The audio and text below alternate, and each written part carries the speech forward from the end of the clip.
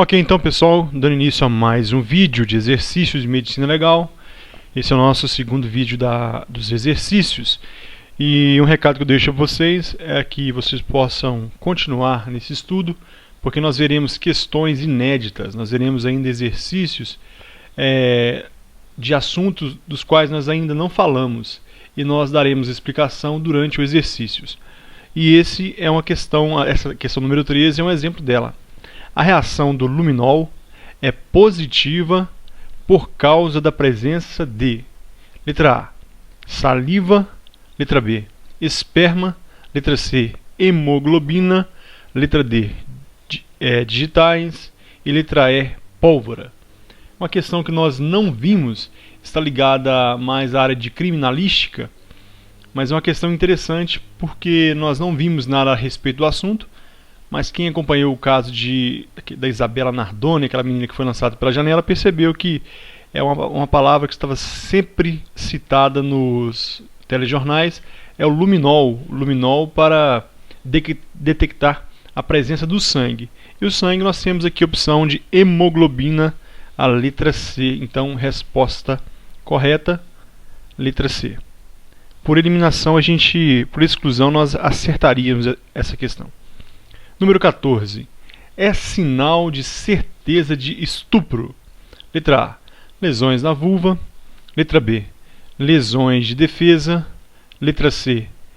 Docimasia hidrostática de Galeno. Letra D. Esperma no canal vaginal. E letra E. Nenhuma das respostas anteriores. Qual a questão está correta? Letra E, nenhuma das respostas anteriores. Por que nenhuma das respostas anteriores? O sinal ele pode apresentar uma certeza de conjunção carnal, que é o perito, o legista, o perito, ele vai identificar a presença do sinal de conjunção carnal. O sinal físico do estupro não existe. Vai haver o sinal jurídico, que serão os operadores dos direitos que vão estudar, vão fazer investigações, vão ouvir testemunhas e vão aí sim materializar o estupro ou não. O perito verá se houve conjunção carnal. Aí nós teríamos a lesão na vulva, que poderia caracterizar as lesões de defesa, e também o esperma. Estes seriam sinais de conjunção carnal e não de estupro. Por isso, a resposta é a letra E. Nenhuma das respostas anteriores. São características da ruptura himenal, exceto, então, características da ruptura do ímen. Letra A, epitelização. Letra B, equimoses. Letra C, sangramento. Letra D, sinal do método cronométrico de Lacassagne. Então, são características da ruptura himenal, exceto, então, uma dessas não está entre as características da ruptura himenal. Qual é? Resposta correta, epitelização. Então, como nós falamos na videoaula, que nós falamos da conjunção carnal, nós falamos que o ímen,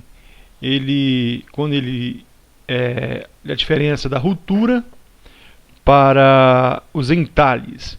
Os entalhes são epitelizados, as rupturas são desepitelizadas. Então, a epitelização não é um sinal de ruptura, e sim dos entalhes. Agora, equimose é sinal de ruptura, sangramento é sinal de ruptura himenal, e o sinal do método cronométrico de Lacassagne. Eu falei que é um sinal para detectar a lesão, a ruptura do ímen, né? Aí o perito descreve ruptura himenal às 9 horas, comparando com o ponteiro do relógio. Então, resposta correta, letra A. Questão número 16. O diagnóstico de conjunção carnal em mulheres com ímen complacente dependerá da presença eventual de letra A, lesão no ímen. Letra B, desepitelização himenal. Letra C, líquido prostático. Letra D, lesões generalizadas. Então, o diagnóstico de conjunção carnal em mulheres com IME complacente dependerá da presença de qual dessas 4 opções? Letra C, líquido prostático. Porque se o IME for complacente, pode não haver lesão. E com certeza não haverá desepitelização imenal se ele for complacente, e nem lesões generalizadas. Também está fora, está extrapolando. A questão mais correta aí é o líquido prostático, porque ainda que o indivíduo seja vasectomizado, ele haverá o líquido prostático se houver, então estará caracterizado a conjunção carnal. Continuando nossos exercícios, questão número 17. São formas de aborto legal no Brasil. Então, qual dessas opções há formas de aborto legal no Brasil? O aborto é crime, mas há exceções. Então, numa das assertivas abaixo, há formas de aborto onde ele é permitido. Letra A. Sentimental e por má formação fetal. Letra B. Terapêutico e sentimental. Letra C. Necessário e por má formação fetal. Letra D. Por má formação fetal e aborto espontâneo. Qual dessas assertivas são formas de aborto legal no Brasil? Resposta correta, letra B. O terapêutico e o sentimental. Essa questão é muito interessante porque o terapêutico ele é sinônimo de aborto necessário. Então, necessário é sinônimo de terapêutico. Então, quando, por exemplo, é o único meio de salvar a vida da mãe, é o aborto terapêutico necessário. Então, a letra B e a letra C, são sinônimos na questão do necessário e terapêutico. Mas muitas vezes a pessoa fica com aquele necessário na cabeça, necessário, e a única alternativa que tem o necessário é a letra C. Mas essa por má formação fetal não é excludente de ilicitude, ele não é permitido no Brasil. Um feto, por exemplo, que tem na sua formação percebe-se que ele não tem um braço, não pode fazer o aborto por má formação. Então, e o espontâneo é o natural. Então a letra B completa, né? É o terapêutico e o sentimental. Sentimental naquele caso de estupro, por exemplo. Questão 18. Na perícia feita por profissionais oficiais, é necessário ou são necessários? Letra A. Um perito oficial e um assistente. Letra B. 2 peritos oficiais. Letra C. Um perito oficial. Letra D. Um perito oficial e uma ad hoc. Letra E. 2 peritos ad hoc e um perito oficial. Qual é a resposta correta para essa questão? Na perícia feita por profissionais oficiais. Ele está querendo saber de perito oficial. Quantos são necessários? Resposta correta: um perito oficial. Antigamente eram 2 peritos oficiais. Se for perito ad hoc, aqueles profissionais de áreas diferentes que não são da perícia, são contratados para aquele ato, são necessários 2. E eles devem prestar juramento, comprometimento, tudo. Mas no caso da perícia feita por perito oficial, apenas um perito oficial é necessário com a legislação vigente. Então, questão interessante. Próxima questão. Os sinais de Amussar e Friedberg aparecem. Sinais de Amussar e o sinal de Friedberg. Nós estudamos lá em traumatologia forense e estudamos também na aula de epônimos.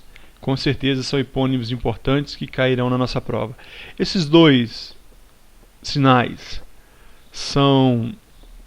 aparecem nos enforcamentos. Letra B. Nas queimaduras graves. Letra C. Nas carbonizações. Letra D. Nos fetos macerados. E letra E. Nas lesões por precipitação. Qual desses 5 é a nossa resposta correta? Sinais de Amussar e Friedberg aparecem nos enforcamentos, nas queimaduras graves, nas carbonizações, nos fetos macerados ou nas lesões por precipitação. Resposta correta: nos enforcamentos.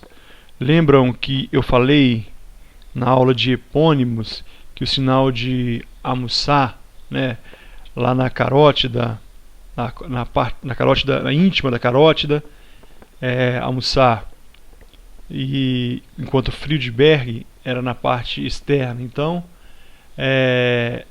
sinal de Amussar e Friedberg, então aparece nos enforcamentos. Então, resposta letra A. Continuando, questão número 20. Um sinal de enforcamento é: letra A, carúnculas mirtiformes. Letra B, sulco contínuo transversal. Letra C, sulco oblíquo ascendente. Letra D, marcas semilunares. Essa questão só está querendo saber uma coisa: se você sabe a diferença entre enforcamento e estrangulamento. No enforcamento, o sulco é oblíquo ascendente, enquanto no estrangulamento ele é contínuo e transversal. Então a resposta correta é a letra C, enforcamento sulco oblíquo ascendente.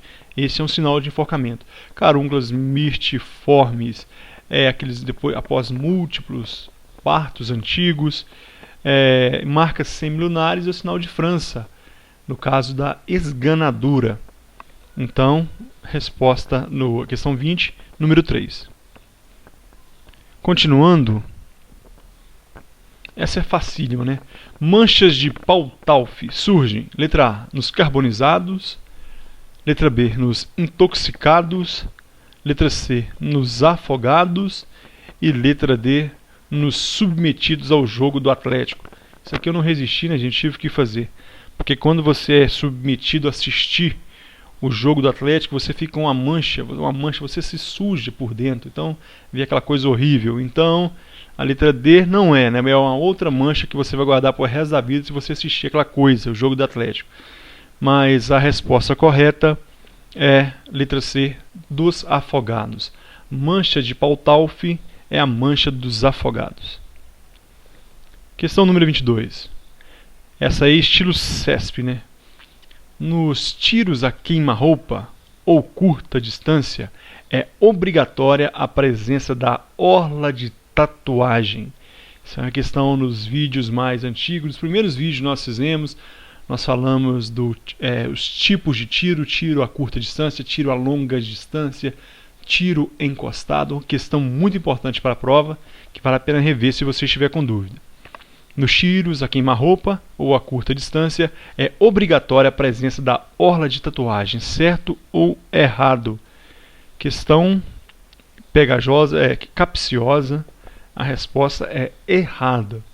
É comum nos tiros a queima-roupa ou curta distância, são sinônimos, a presença da orla de tatuagem. É comum.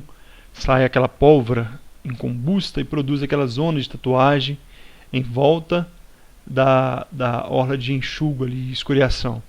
Então o que acontece? Mas não é obrigatório, porque pode haver um anteparo. Eu falei da teoria do anteparo. Se alguém pega, por exemplo, um travesseiro e coloca antes da vítima, aquela pólvora incombustível vai ficar ali no travesseiro e não vai haver essa orla de tatuagem. Então não é obrigatório, mas é comum. 23. Sinais de tiro disparado com cano encostado. Boca de mina de Hoffmann e sinal de Vergatner. Certo ou errado essa questão? Pessoal, pode ser boca de mina de Hoffmann ou câmara de mina de Hoffmann. As duas expressões estão corretas. Tiro disparado com cano encostado, esses dois sinais aí estão de acordo? Câmara de mina e sinal de Vergatner? Certo ou errado? Resposta certa. A boca de mina de Hoffmann, ou câmara de mina de Hoffmann, é o tiro encostado na região óssea. Enquanto o sinal de Vergattner é o tiro encostado na região onde não há osso e o autor do disparo segurou tão firmemente a arma e aqueles gases, aquele calor na ponta da arma fez com que fizesse uma tatuagem na região, uma tatuagem com a marca da ponta do cano do revólver naquela região. Esse é o sinal de Vergattner. Então, resposta correta à questão 23. Questão número 24. O exame feito pelo perito legista é indispensável para que o juiz possa condenar nos casos em que a infração penal deixar vestígio. Olha o que é a prova de concurso. O candidato vai fazer a prova com aquilo decorado. Sempre que a infração penal deixar vestígio, será indispensável o exame de corpo de delito direto ou indireto. Então, aí cai diante de uma questão dessa. O exame feito pelo perito legista é indispensável para que o juiz possa condenar nos casos em que a infração penal deixar vestígio. Resposta certa ou errado? Resposta erradíssima. Por quê? Porque o juiz não está adstrito ao laudo. O juiz pode rejeitá-lo em todo ou em parte. O juiz ele vai usar todas as provas que ele tiver em mão. A prova pericial é apenas uma prova. O juiz não está adstrito ao laudo do perito. Então, questão muito interessante. Essa é a questão número 24. Vamos agora para a questão número 25. Ferida incisa ou corto-contusa na parte anterolateral do pescoço recebe o nome de... Então, ferida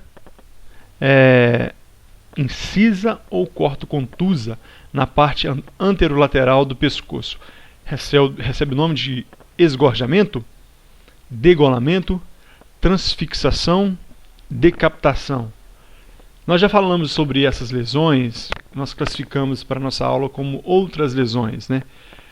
A ferida incisa, pessoal, a ferida, o esgorjamento, degolamento, ele pode ser inciso ou podem ser corto-contusa. Pode ser que a vítima pegue uma navalha muito afiada e faça um corte na parte posterior ou anterior do pescoço ou até lateral. Ou também pode usar um instrumento corto-contundente, uma foice, por exemplo, produzindo uma ferida corto-contusa. E essa ferida incisa ou corto-contusa na parte anterolateral do pescoço recebe o nome de esgorjamento. A parte anterior, a parte da frente do pescoço, ou pegando na frente até a lateral, é esgorjamento. Se for na parte de trás, na parte posterior, é degola. Transfixação é outra coisa, decapitação é se separar a cabeça do pescoço. Continuando, questão número 26, e nós vamos agora uma questão que nós ainda não tínhamos visto, uma questão nova. Ferida que forma um túnel por baixo da pele sem atingir as cavidades do corpo recebe o nome de, já veio com a resposta, ferida em sedenho. Não, equimose não é transfixação e não é luxação. A ferida que forma um túnel por baixo da pele sem atingir as cavidades do corpo recebe o nome de ferida em sedenho. Nós temos só um exemplo aqui. Você percebe um exemplo de uma espécie de metal que está pegando ali por baixo da pele e não pegando o corpo. Essa imagem não está muito boa, mas eu vi há pouco tempo na televisão alguém que foi ferido um pedreiro ou servente, numa construção, ele caiu e atravessou num lado do peito e pegou no outro. E saiu no outro, e quando foi ver não tinha atingido o seu tronco, não havia atingido as costelas, estava só por baixo da pele aquela ferida. Então entrava o regalhão de um lado e saía no outro. Isso é ferida em sedenho. Ele é uma ferida que forma um túnel por baixo da pele sem atingir as cavidades do corpo. Ferida em sedenho. É um assunto novo, vale a pena a gente memorizar. Sinal que caracteriza a eletropressão. Essa é muito fácil, né? Eletropressão. Eletropressão é o choque elétrico artificial. Qual é o sinal que caracteriza? É a marca de Jelinek. Essa é muito fácil, né? Sinal de almoçar, carótida íntima. Mapa mundi de Carrara é no caso da lesão, mapa do martelo, a parte interna do martelo. Então o sinal de Strasma é a moeda, a parte de fora. Mapa mundi de Carrara, na parte interna da moeda da ferida de martelo. A lesão arboriforme é uma pegadinha, porque o raio produz a marca de Lichtenberg, que é essa lesão arboriforme, enquanto a lesão da eletropressão é a marca de Jelinek. Pessoal, esse é o nosso segundo vídeo. Nós paramos por aqui e nós teremos ainda mais o nosso último vídeo de medicina legal, falando dos exercícios e alguns assuntos também novos. Aguardo você no próximo vídeo. Muito obrigado pela presença. Valeu, obrigado a todos.